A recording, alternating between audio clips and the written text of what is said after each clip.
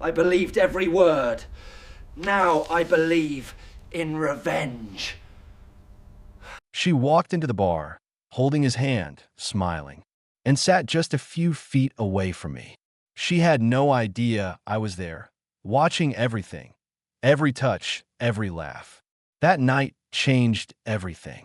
My name's Ethan, and if you'd asked me that morning how my marriage was, I'd have said fine. Not amazing, not terrible, just fine. I had no idea I was already standing on the edge of a cliff with my eyes closed. The place was called Hunter's, one of those dim bars with fake brick walls and Edison bulbs pretending to be classy. I was there for a late drink with my buddy Chris after a long week. We grabbed a corner booth, the kind where you can see the entire room if you lean back just right. Football on the screen, low music, the kind of noise that lets you disappear inside your own head. I was mid-rant about work when the door opened, and this little ripple moved through the crowd. You know that moment when everyone's attention shifts just a bit. I followed their eyes, and there she was, Madison, my wife. She walked in like the room belonged to her, all blonde hair and tight black dress. That same confident sway I used to think was the hottest thing in the world. But it wasn't the dress that punched the air out of my lungs. It was the guy whose hand she was holding. Tall, dark jacket, that casual, entitled posture of a man who thinks he wins without even playing. He leaned down, said something in her ear, and she laughed, head back, full smile, the one she hadn't used on me in months. They didn't see me. Of course they didn't. They were too wrapped up in each other, moving through the tables like they were in some romantic movie, and the rest of us were just extras. Madison scanned the room once, quick and careless, then led him toward the bar, and instead of choosing literally any other spot, she slid onto a stool that put her maybe 6 feet away from my table. 6 feet. I could have reached out and touched the back of her chair. Chris went quiet mid-sentence. Dude, he muttered, eyes wide. Is that? Yeah, I said. My voice sounded wrong, like it came from somewhere behind me. My first instinct wasn't rage. It was confusion. My brain scrambled for excuses, any excuse. Maybe it's a work thing. Maybe he's gay. Maybe they just happened to come here. Maybe they're doing some kind of surprise for me. Then he put his hand on her lower back. Not casual, not friendly, possessive. His thumb drew slow circles over the fabric, like he'd done it 100 times. Madison didn't flinch. She leaned into him. Something in me snapped quiet. Not loud, not dramatic, just quiet.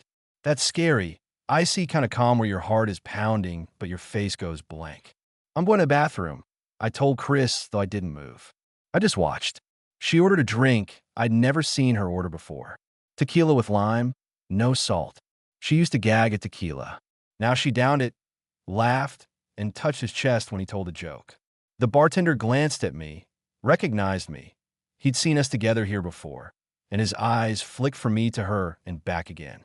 There was a split second of awkward awareness on his face, the kind you get when you walk into the wrong dressing room. That's when it became real. This wasn't a misunderstanding. This wasn't some weird coincidence. My wife had walked into our bar with another man and parked herself right next to me like I didn't exist. She had no idea I was there, watching everything, every touch, every laugh. Madison's phone lit up on the bar for a second. Screen facing up. Habit. I couldn't see the message from where I sat, but I recognized the wallpaper. A photo of us from 2 years ago on the beach, her head on my shoulder, both of us smiling like idiots. The image flashed, then dimmed, disappearing into her purse as she turned back to him, like our whole life could be put on silent. I realized I wasn't breathing. Ethan, Chris whispered, say something. Do you want to leave? We can go, man. Leave? There was a hot, hollow space in my chest where my patience used to be. Leaving felt like letting her win some game I didn't know we were playing. I needed to see more, needed to understand what I was actually looking at. So I stayed. I studied the details like evidence. The way she crossed her legs toward him, heels swinging. The way he tucked a strand of her hair behind her ear. The little smirk she gave him, the one that said, "You're my favorite secret." My favorite secret. How long had this been going on? How many nights had she claimed girls' dinner or late meeting, while I reheated leftovers and trusted her? The realization crept in slow, like a bad smell. The late-night showers when she got home, The new lingerie she claimed she'd bought for us and then somehow never wore around me. The sudden obsession with her phone, always face down, always locked. I had noticed. I just hadn't wanted to believe. So I called it stress. Work. A phase. Now the phase had a face. He leaned in to whisper something, and she placed her hand on his thigh. Not high, not low, just enough to be intimate and casual at the same time. He laughed, slipped his arm around her waist, and for a second her profile turned just enough that I could see her expression. She looked happy. Not polite happy. Not smile for the Christmas photo. Happy. Free. Like being with him let her turn off whatever irritation she carried around me at home. I wanted to throw my glass at the mirror behind the bar. I wanted to walk over, drag her off that stool, and demand an explanation loud enough that the whole place would stop and stare. I wanted to make a scene, make her feel what she was making me feel. Instead, I sat there with my hands clenched under the table, nails digging into my palms. Because there was another question beneath the rage, beneath the humiliation. Why here? Why our bar? Why this place where we used to come on Fridays after work, where we'd shared late-night burgers and cheap beers and whisper plans about kids we never had? Was she that careless or that confident I would never be here? The difference mattered. Careless meant I still existed somewhere in her mind, even if she was trampling me. Confident meant I was already dead to her, a ghost she'd stopped checking for. Chris shifted beside me, uncomfortable. We don't have to do this, man. Seriously, we can bail. You don't owe her a reaction. Oh, I owe her something, I said quietly. My voice surprised both of us. It didn't sound broken. It sounded precise. I just haven't decided what yet. Madison tossed her head back and laughed at something he said, then pulled out her phone and started typing, thumbs flying. A second later, my phone buzzed in my pocket. Her name on the screen. Maddie. Hey. Sorry, late meeting ran over. Grabbing a drink with Jenna. Love you. Don't wait up if you're tired, red heart. Jenna. Her imaginary cover friend. The one who somehow always needed girl talk. Nights when Madison wore her tightest dresses. She was lying to me while I watched her do it. That was the moment the calm stopped being shock and started turning into something else. Not just anger. Strategy. I slid my phone back into my pocket, eyes never leaving her. If she wanted a game, I thought she'd just chosen the wrong opponent. And right there, in that dim bar with the sticky floor and the fake brick walls, I made the first decision that would blow our perfect little facade to pieces. I didn't storm over. Not yet. Instead, I did the one thing she clearly didn't expect me to do. I vanished in plain sight. Chris, I said, never taking my eyes off Madison, you're going to leave. Pay the tab and go out the side door. Don't look at her. Don't look at him. Just leave like nothing's wrong. He blinked. And you? I'm going to see how far she's willing to go when she thinks I'm nowhere near. He hesitated, then nodded. Text me if you need backup. He slid out of the booth, left some cash on the table, and walked away with that stiff, careful posture of someone who knows they're walking through a minefield. Madison didn't even glance his way. Good. One less variable. I shifted deeper into the booth, letting the shadows and the angle of the hanging light hide my face. From where I sat, I could see them clearly in the reflection of the bar mirror. They were in their own little bubble, bodies tilted toward each other, knees almost touching. The guy finally said his name when the bartender asked what to put on the tab. Tyler. Tyler. Of course, it had to be some gym-sounding, confident name. Two more, Tyler told the bartender, nodding toward Madison's empty glass. She's had a long week. Tell me about it, she groaned, rolling her eyes.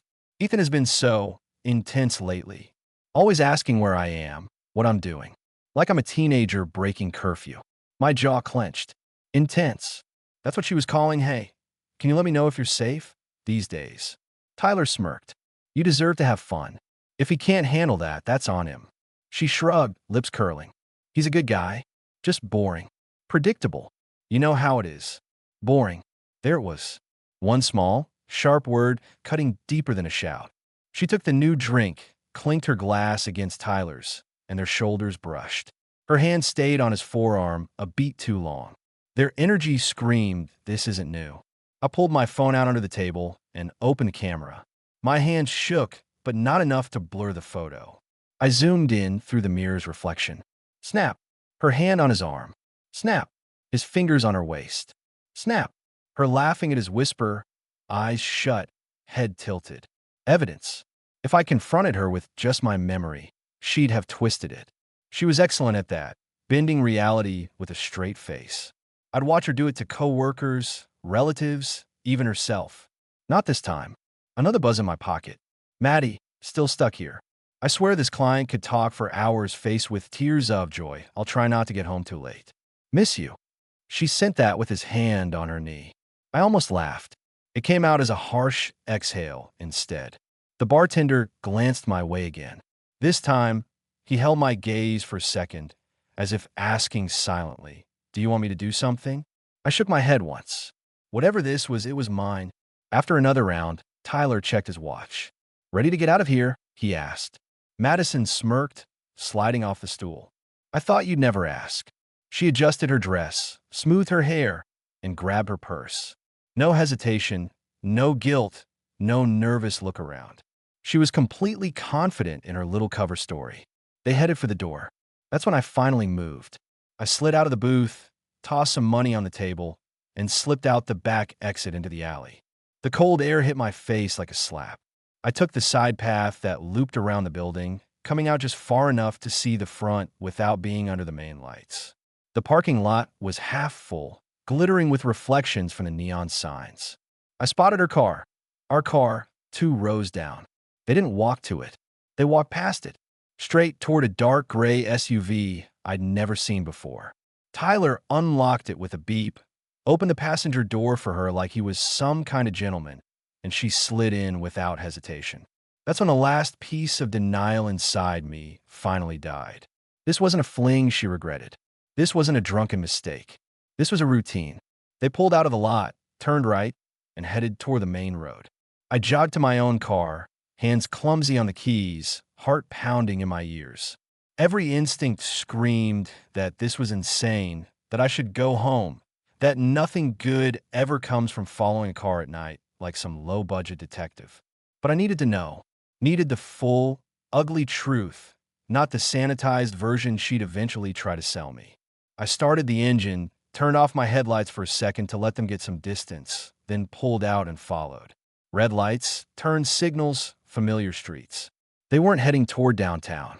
They were heading toward the freeway. My stomach turned cold. Freeway meant distance.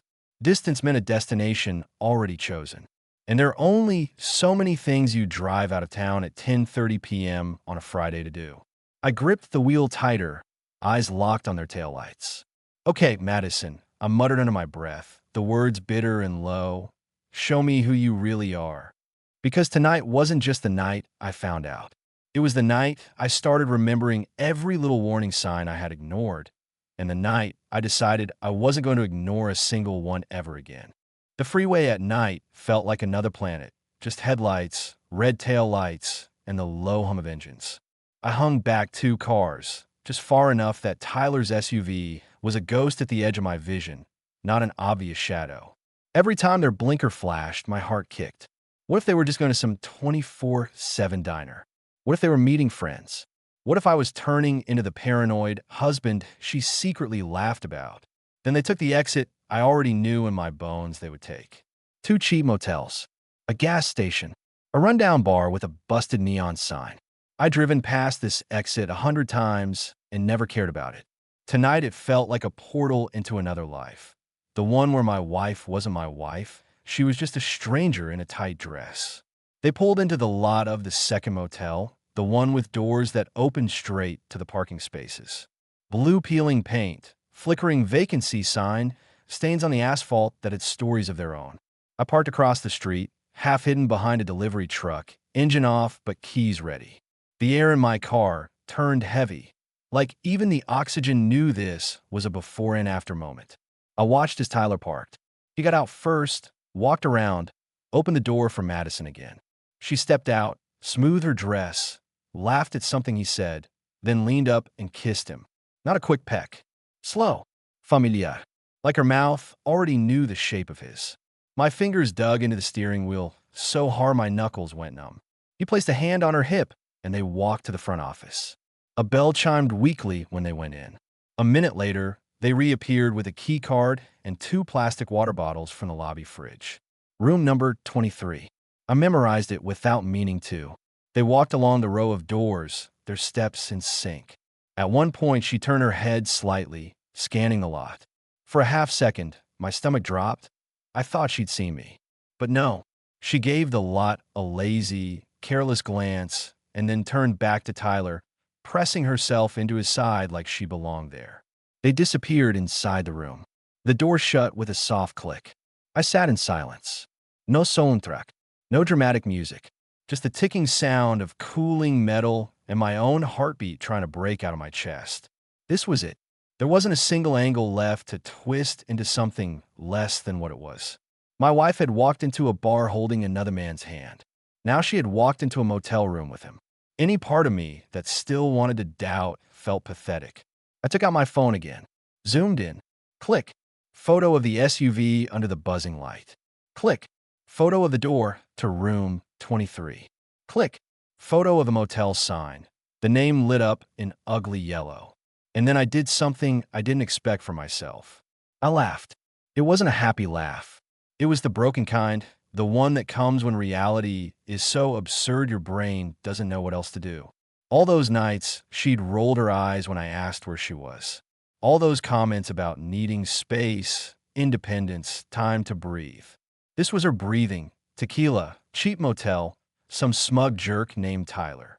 A message from her popped in my mind uninvited. Something she'd said weeks ago. You don't trust me, Ethan. That hurts. Hurts. I grabbed my phone, opened our chat, scrolled up. There was self-righteous, needy, manipulative. I typed nothing, just stared at it, my jaw flexing. Right then, sitting there across from that rotten little motel, something in me shifted. The helplessness, the begging for explanations version of myself started to die. I wasn't just a victim in this story. I was the man who had just seen the truth with his own eyes. And once you see clearly, you can't unsee. I checked the time. 11:04 p.m. She promised she wouldn't be too late. I finally knew what too late meant. It meant the part of me that believed her was already gone. I didn't go home. Not yet. Driving back to our shared house, to our bed, our photos, our life, felt like stepping onto a stage where I was supposed to pretend everything was still real. So I stayed in my car across from that motel, headlights off, watching room 23 like it was a crime scene. Because that's what it was. A crime she didn't think anyone would ever witness. A crime against trust, against vows, against me. I always thought betrayal was loud. Slamming doors, dramatic shouting, fists on tables. Turns out it's quiet. It sounds like a motel air conditioner humming behind a thin curtain, like distant freeway traffic, like your phone buzzing with a lie while the truth sits 30 feet away. Around midnight, my phone vibrated. Maddie, still here? You up? I stared at the message. My reflection in the screen looked like a stranger. Eyes darker, jaw clenched, sadness hollowed out into something sharper. Still here? No, Madison. You were nowhere near where you promised to be. I typed nothing. Let her think I was asleep, just like she wanted. Let her think she'd fooled me. Let her build her own rope. Minutes passed. Then another message. Madi, I'm exhausted. Going home soon. Love you, Red Heart. The audacity, the confidence, the way she weaponized normalcy like a blade. That was the moment I decided something I'd never imagined deciding. This wasn't going to end privately. She wanted freedom without consequences. She wanted to play wife at home and fantasy out in the dark, like I was some safety net she could clock in and out of. No, not anymore. I started the engine and finally left the motel. My mind wasn't spiraling anymore. It was organizing, sorting files, connecting dots. Every late night, every cold shoulder, every fake smile, every I'm tired, every shower after meeting Jenna. It all aligned now. Like suddenly the picture I'd been staring at for months snapped into focus. I got home around 12:30 a.m. The house was dark, silent, perfectly clean, the kind of quiet that used to feel peaceful and now felt staged like the scene of a lie. I sat in the living room, lights off, waiting. I wasn't sure what I'd say when she walked through that door. I had rehearsed 50 versions, screaming, slamming something, laughing in her face, throwing her things outside. But none of them felt right. Anger wasn't enough. Rage wasn't enough. Those emotions were temporary. What she had done was permanent. At 1:47 a.m., headlights crawled across the living room wall. The sound of tires, then the garage door, then footsteps, slow and careful, as if she were proud of how well she was lying. The door opened. Madison stepped inside, keys jingling, her perfume entering the house before she did. Same scent she wore on our wedding day, now smeared over someone else's skin. She acted normal. That was the part that stunned me. Like she hadn't just detonated our marriage in a discount motel. Like she hadn't turned me into a ghost sitting in my own house. "Ethan," she called softly. "You awake?" I didn't answer. She walked into the living room, flipping on a lamp. When she saw me sitting there, her body froze for half a second, just one twitch, but then she forced a smile. "Oh," she said lightly, "you scared me. Why are you sitting in the dark?" "Esther de hair."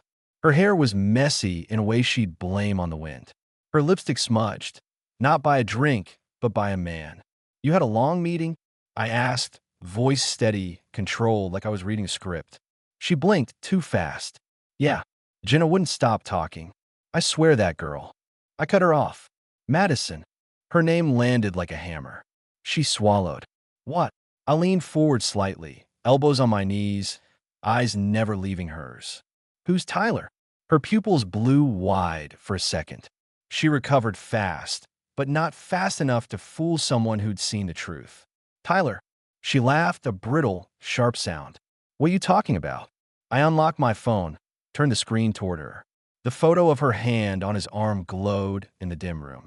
Her face drained of color. Then came the performance. The lies. The excuses. The rewrite of reality she had rehearsed for moments she never thought she'd face. "Ethan, please," she scoffed. "This is taken out of context. He's just a coworker. We were talking about." I slid to the next photo, his hand on her waist. She stuttered mid-sentence. Then the next. The motel door. Room 23. Silence. The last shield shattered. And right then, as she opened her mouth to spit another lie, I realized something. Her betrayal wasn't the worst part. The worst part was that she believed I was too weak, too blind, too boring to ever see it. I wasn't weak anymore. And for the first time in months, maybe years, I wasn't bored. I was awake. For a long moment, we just stared at each other. Me on the couch, her standing there with her purse still hanging from her shoulder like she'd just popped in from the grocery store. Then she did what she always does when caught. She attacked. "You follow me?" she snapped, voice jumping an octave. "Ethan, what is wrong with you? Do you have any idea how insane this looks?" I almost laughed. "I'm insane." "Yes." She tossed her keys onto the table, hands flying in that dramatic way she used when she wanted to control the narrative. "You've been paranoid for months. Checking in, asking questions, acting like some jealous teenager. And now you're what? Hiding in bars, taking stalker photos? Do you even hear yourself?" "Room 23, I said quietly. "Say it." She flinched just slightly. "We talked," she muttered. I was overwhelmed. I needed a vent. "It's not what you're thinking." I didn't raise my voice. I didn't move. "You vent in a motel room," I said, "with a man's hand on your back, his mouth on yours." Her mask slipped for a second, jaw tightening, eyes narrowing. And that's when the real Madison stepped forward, the one I'd only seen in flashes when things didn't go her way. "You know what?" she said coldly. "Maybe if you hadn't turned into such a boring, predictable robot, I wouldn't have needed someone to talk to." There was not an apology, not even a denial, a blame. I sat back slowly, studying her. "How long, Madison?" She folded her arms. "I don't owe you a timeline. That's the bare minimum you owe me." She paced a tight, frustrated line between the couch and the doorway, like the room was suddenly too small for her drama. "You want details now? Is that it? You want to torture yourself? Fine. We met at that conference 6 months ago. He listened to me. He actually saw me. Not like you, staring at spreadsheets and asking what's for dinner." "6 months," I repeated. "Half a year." "You're acting like I stabbed you," she scoffed. "Marriages go through things, Ethan. People get bored. People look for excitement. It happens. It doesn't mean. You checked into a motel under his name? I cut in. You lied to my face. You sent me love you while you were on your way to whatever you call that. She rolled her eyes. Oh my God, can you stop saying it like that? You're making it sound filthy. It is filthy. She smirked, this ugly, twisted little smile I'd never seen on her before. Maybe if you'd made me feel anything lately, we wouldn't be here. That one landed like a slap. Not because it was true, but because she knew exactly where to aim. You want to talk about feelings? I said, heat finally creeping into my voice. Let's talk about how you sat 6 feet away from me in that bar and didn't even see me. Let's talk about how you looked genuinely happy for the first time in months, and it wasn't with your husband. She froze. You were that close. Close enough to read your texts. Close enough to see you badmouth me to a man who thinks you're some kind of prize. Her gaze hardened. You're spy on my phone now, too? Wow. I shook my head slowly. You're really going to stand there and make me the problem. You are part of the problem, she shot back immediately. You don't listen. You don't ask what I need. You shut down when I try to talk. Tyler. Say his name again. I warned softly. Go ahead. She bit her lip, then lifted her chin defiantly. Tyler listens. He doesn't make me feel like an inconvenience.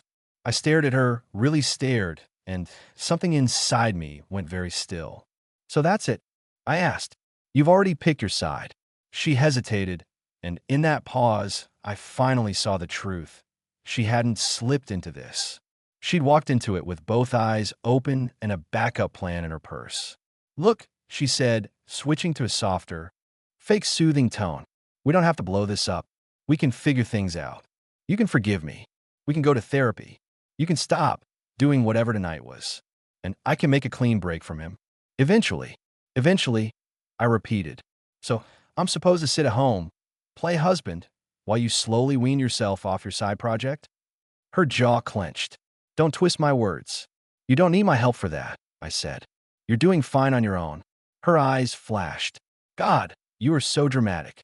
One mistake, and you're acting like your whole life is ruined. One mistake. I leaned forward, the calm returning, colder this time. A mistake is forgetting our anniversary. A mistake is saying something cruel in a fight. What you did was a campaign. Lies, cover stories, calculated nights away, a whole second life. That's not a slip, Madison. That's who you are. For the first time, she didn't have a comeback. She just stared at me, breathing hard, anger simmering under her skin. I took a slow breath. I'm not screaming, I said.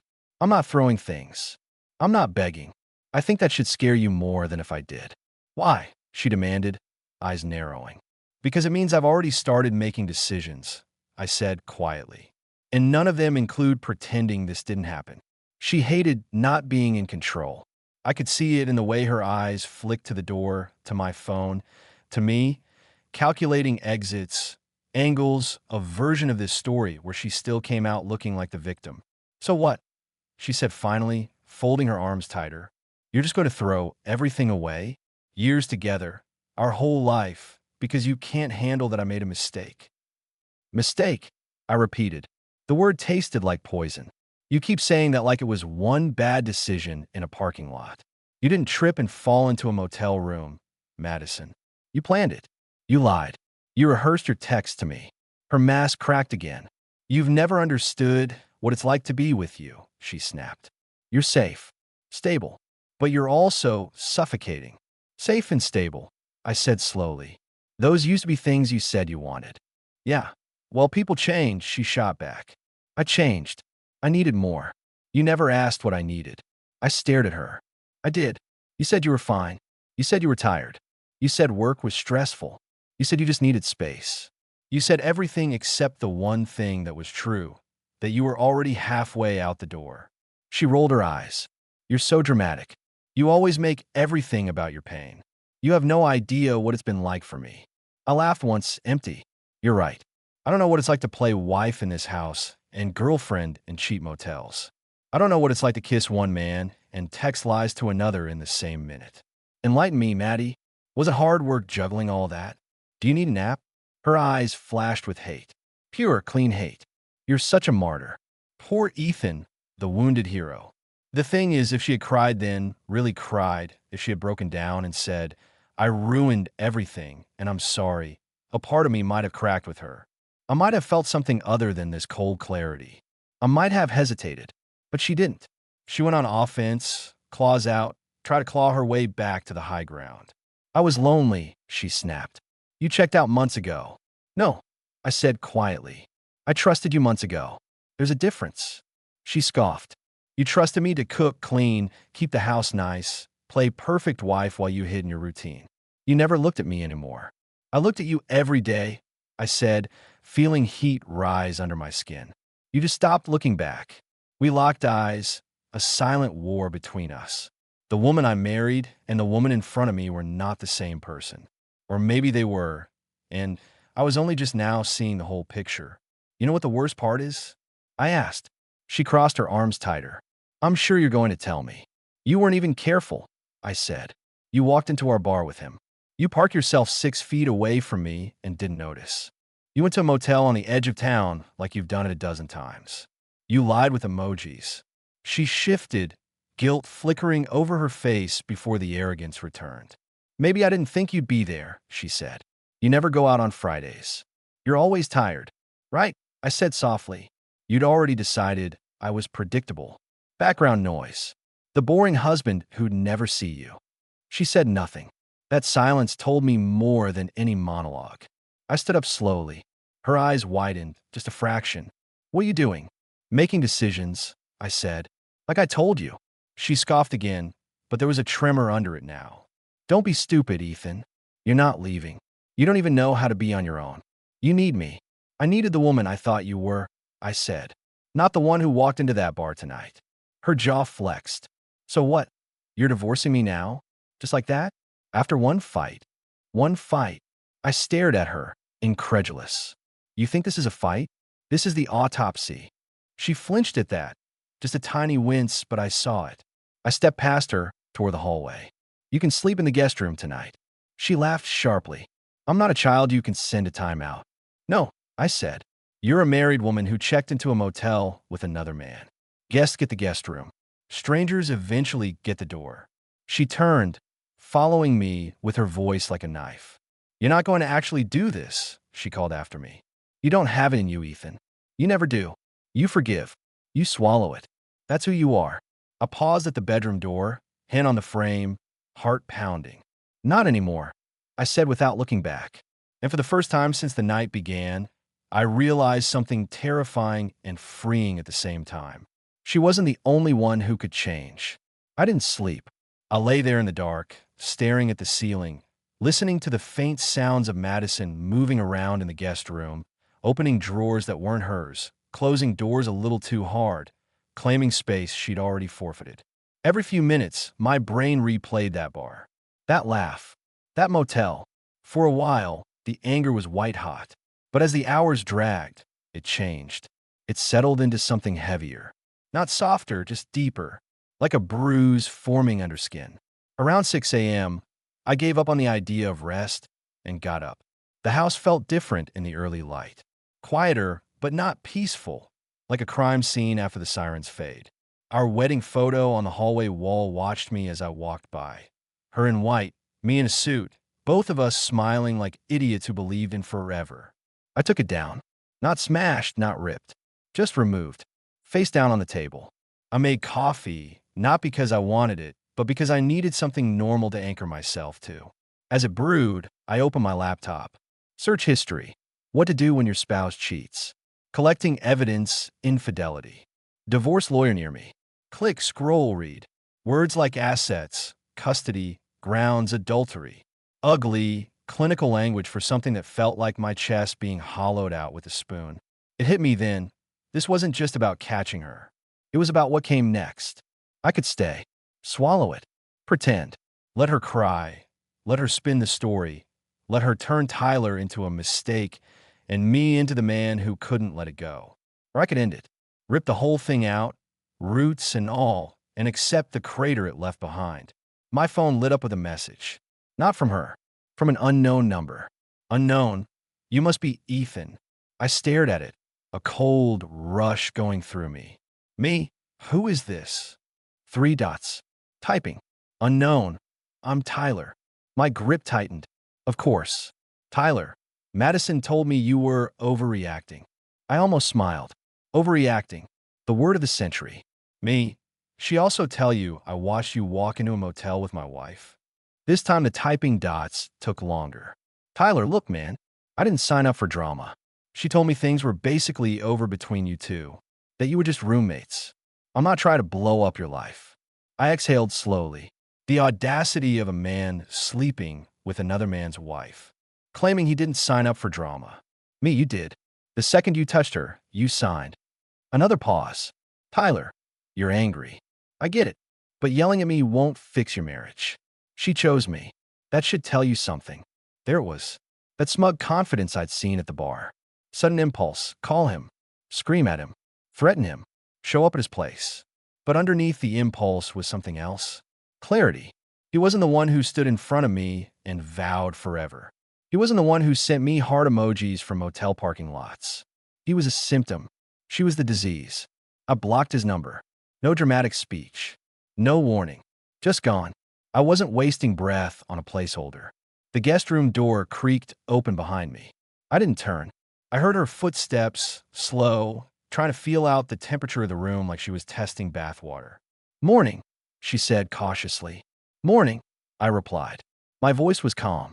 That scared her more than shouting would have. She hovered in the doorway, arms wrapped around herself like she was the injured party. Did you sleep at all? Not really. She sighed, as if we were talking about bills. We can't just stay like this, Ethan. We need to talk. We talked, I said. You blamed me. You defended him. You downgraded months of betrayal to a mistake. That was the talk. She bristled. You're being cruel. Reality is cruel, I said. I'm just not decorating it for you anymore.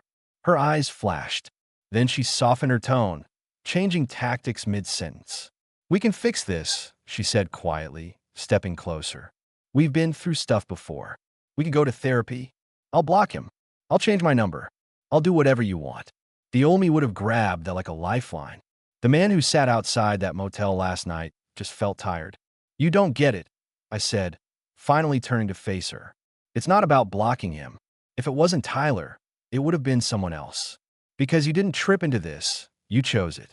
Repeatedly. Comfortably. I can't unknow that. She swallowed. So what, that's it? You're tossing me out like trash. No, I said. You tossed us out the second you walked into that bar holding his hand. Her eyes glistened. The first real tears I'd seen. But they weren't enough to erase tequila, motel keys, and 6 months of lies. I've made an appointment, I said. With a lawyer. I'm going this week. Shock flickered in her gaze, real, raw, unfiltered. She had never truly believed I'd do it. That, more than anything, told me I had to. Madison stared at me like I'd just spoken another language. A lawyer, she repeated. You're joking. I'm not, I said. You wanted excitement. So please, consider this my contribution. That's not funny, she snapped, the tears vanishing as quickly as they'd appeared. You're overreacting. People work through this kind of thing all the time. People who are sorry do, I said. People who are already looking for ways to blame their partner don't. She shook her head, pacing again, fingers digging into her hair. You're going to throw away years because your ego got bruised? There was again, my pain reduced to ego. You didn't bruise my ego, I said. You gutted my respect. For you. For us. For the version of myself that kept giving you the benefit of the doubt. She stopped pacing and faced me, eyes blazing. So that's it? You're the hero, I'm the villain, and the story ends with you walking away like some noble saint? I looked at her, really looked, and felt nothing I expected. No satisfaction. No thrill. Just a clear, steady quiet. I'm not a saint, I said. I stayed too long. I ignored too much. I made it easy for you to think I'd never draw a line. She snorted. Please, you're not capable of being alone. You'll regret this. Maybe, I said. But I'd rather regret freeing myself than regret staying chained to someone who looked me in the eye and said my stability was suffocating while sneaking out for motel nights. Her shoulders sagged, then straightened. You're serious, she whispered, as if the word tasted wrong. Dead serious. For a moment, I saw a panic flicker across her face. Not because she'd lost me, but because she'd lost control.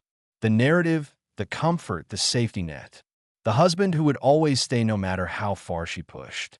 She tried one more angle. What will people think? She asked sharply. Our families, our friends, they know us as the perfect couple. You really want to tell them you're divorcing me because of one mistake? You keep calling it one, I said. Do you really believe that? Honestly, her jaw worked, then locked. It doesn't matter what I believe. It matters what we tell people. There it was. She wasn't worried about us. She was worried about her image. I'll tell them the truth, I said simply. You walked into a bar holding his hand. You sat a few feet away from your husband and didn't see him. You checked into a motel. You lied while I watched everything. That night changed everything for me.